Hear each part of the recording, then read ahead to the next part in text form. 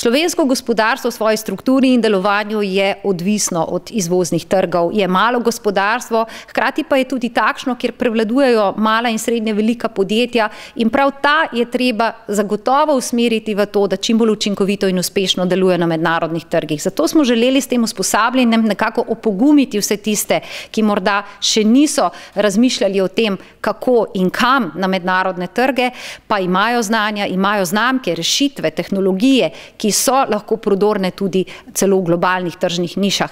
No in to je bil namen, kako na nek način sestaviti vzpodbudo vsem tistim, ki že zmorejo, vendar lahko storijo še marsikaj več za to, da seveda vsi skupaj dvigujemo gospodarsko rast.